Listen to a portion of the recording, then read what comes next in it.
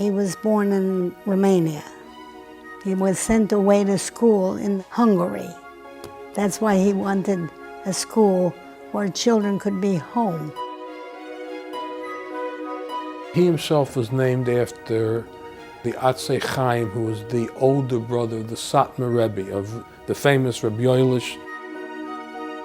A beautiful voice, Moshe Chaim, and he and his brothers, they were the choir in the synagogue in Sighet. His father was the chazan, they were the choir. Many years when he came over here, the Satmar Rebbe would ask him to come to him for the Seder and to sing the tunes that his father sang in Sighet, because that was part of the Satmar Rebbe's tradition too. In his city, Sighet, every single child, Jewish child, had to attend public school. Public school means 6 days a week. All the religious kids had to go to public school on Shabbos too. The cheder started about 6. The school started 8. They would learn from 6 to 7:30 in the morning, daven, and then they would go on to the public school. When school was over, they had a few more hours of learning. My father happened to be friends with Elie Weisel. They grew up together in Sighet, Romania. They sat next to each other in cheder. They were together in Auschwitz. They were friends in Paris after the war.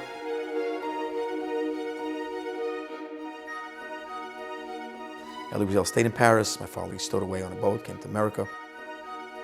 Elie spent like 18 or 20 consecutive seders, Pesach seders, in our house. Listening to them talk about the camps was akin to the Jews being liberated, the exodus out of Egypt. They were 10 children. They arrived at night in Auschwitz. The mother and the father and the little children never saw again. He was a survivor. He felt that if he was saved, it was only for the reason to preserve what he had seen.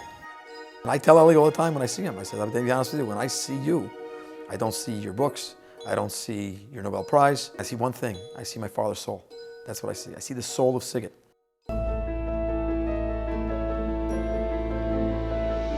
Time goes by, we get married, we move to Miami. He's looking for something that will promote Yiddishkeit. This is 1949-50. Rabbi Gross comes into the picture. Rabbi Gross and he were cooking up an idea. Rabbi Gross went to Israel, and he calls him up. Says, Moshe, I got our man. He's good. His name is Zweig. He's an American boy. That's how it started. I knew there was no yeshiva. There wasn't really a Torah community here. On the other hand, there was the Hebrew Academy. There was a lot of modern people who had great desires that their children should grow in Judaism. It was authentic, and I thought that it was fertile ground. From day one, the main person I dealt with was Moshe Chaim, and he had this desire and dream to build a yeshiva in Miami Beach. We spent many evenings driving around till 2, 3 in the morning looking for places to house the yeshiva.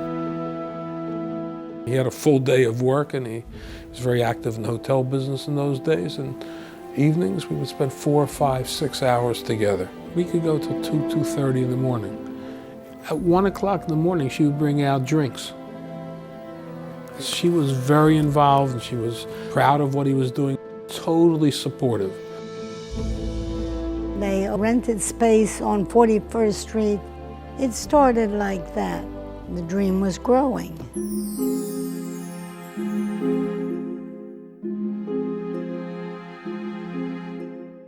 We got an idea. Let's invite very important people at a breakfast. Rabbi Ormland had a friend, Mr. Zweig, and his wife, Sadie.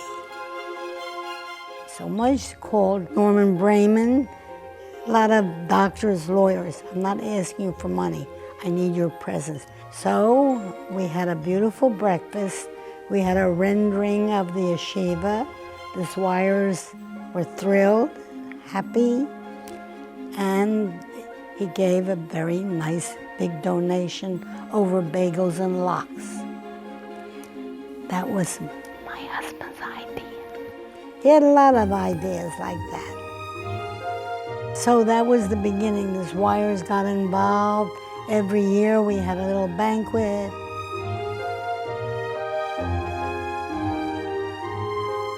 He was the go-to person here. I couldn't do it on my own. I'm a stranger. I don't really know anybody. So he connected me to people, and he was willing to help. And he's a very smart man, and he always had ideas, and every problem always had by him a solution. There were days that whether it was giving money or getting involved in something, that without him, as much as the yeshiva was an important idea, there's nobody present at that time who, other than him, could have actually done it. Nobody else. He was a doer, he was an innovator, he was a visionary. When I was sleeping at night, his mind was working. I'd wake up in the morning and he had whole new, fresh ideas. And I asked him, where'd you get these ideas? He used to tell me all the time, when you're sleeping, I'm dreaming. He was a survivor, and I think he felt that if he was saved, it was only for the reason to preserve what he had seen. That was his life's mission, to preserve what he had seen.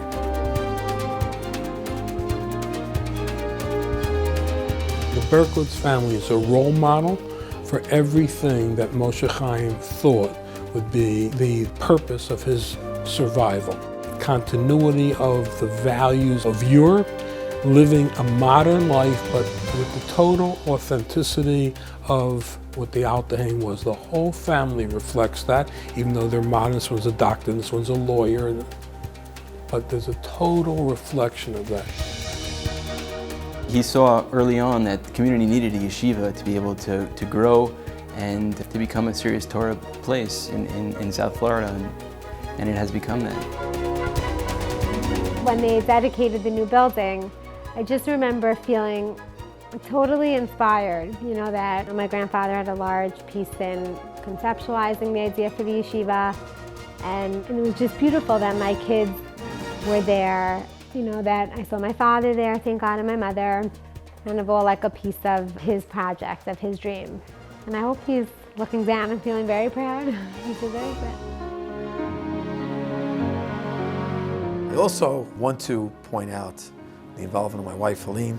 She was instrumental in beginning the weekly women's share with Yochanan and Zweig, with the Rosh Yeshiva. She also has been so involved in the Jewish community and is really so beloved by the community for her acts of chesed, helping Yiddishkeit grow in this community. My mother, she was the president of Masifta Women, the sisterhood, and I remember her being there and actually serving the boys lunch herself, cooking it, serving it. She was very involved in her own right. My father's name of the yeshiva is Beis Moshe Chaim. And often I ask myself, if my father was alive today, would he be happy with what he would see? Would this be what he envisioned 36 years ago? He would be happy, very happy with the quality, the level, the intensity of the education. That's what the accomplishment is.